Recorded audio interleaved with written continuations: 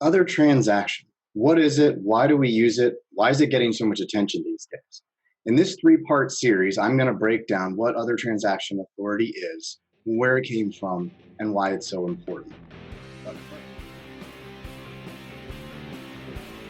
But first, good evening, Agile acquisition enthusiasts. Welcome back to the Underground Digital Tiki Bar. It's Friday night, and that means it's time for another episode of Agile Acquisitions and Alcohol. Cheers. All right. Well, it's been too long, folks. I apologize. I took a little break to go over and assess my videos and see, what's helping people and what's not, and do some user research. So now I'm back. Hopefully you find this format a little bit more accessible.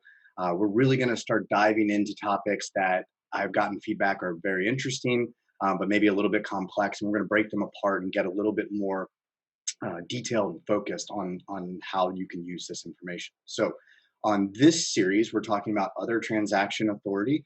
There is a previous video I've done where I kind of just spouted off about everything I could think of other transaction. This time we're going to start with the history of other transaction authority, and then you can join us for the next two videos in the series where we're going to talk about why is it so useful and where can you find other transaction authority opportunities. So the history of other transaction authority is under USC 2371. It's been around for a little over 30 years, and it was originally created to help DARPA, NASA, and then eventually DARPA for really basic advanced and applied research. So early cutting edge technology development.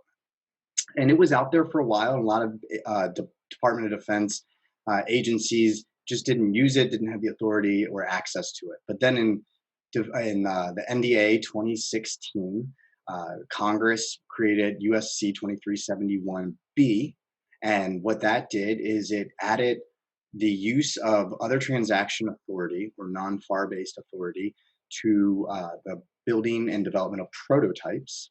And then a Navy memorandum was issued, which defined prototypes as business systems, pilots, new technology, commercial technology deployed in the defense environment. So basically, any application of modern technology in the Department of Defense could fall within some element of the definition of prototyping that was provided in the statute.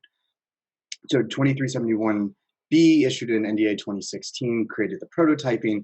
It also added language that said that if the original other transaction opportunity was competed, that the follow-on operational deployment could be sole sourced back to that vendor using either FAR or non-FAR based authority.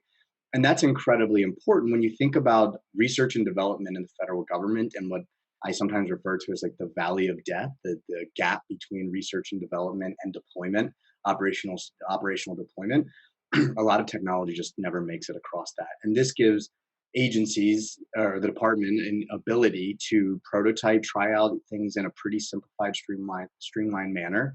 And if the technology works, to move it over into deployment with a sole source, simple acquisition process. And that was incredibly valuable. So other transaction authority is non-FAR based, as I mentioned, and all of your contract types are located in FAR 16. So how do you do another transaction authority? What is your contract type? Well, you can make one up, or you can use any of the ones that are in the FAR.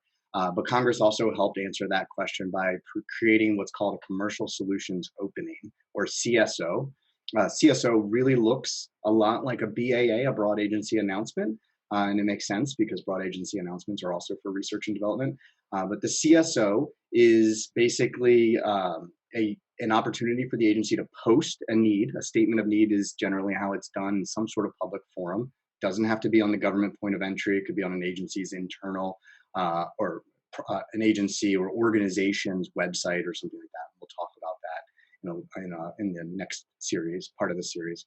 But you post it out, and then they are often done with a down selection process. So companies will submit white papers in response to the statement of need, and then that's down selected to pick a couple or one vendor that has a particularly interesting solution, and then they'll go into negotiations or tech challenges, and then ultimately into negotiations for a price of a final selected vendor.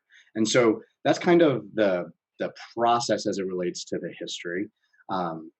in 2019, additional language was added around other transaction authority, which actually expanded the CSO to other agencies as well, and to FAR-based contracting. So now you can even use that for FAR-based, and we'll talk about that later in the series, how the difference between other transaction authorities and FAR-based authorities work. So I hope you found this useful for a history of other transaction authority and sort of a general overview of how it came to be in the form we know it today.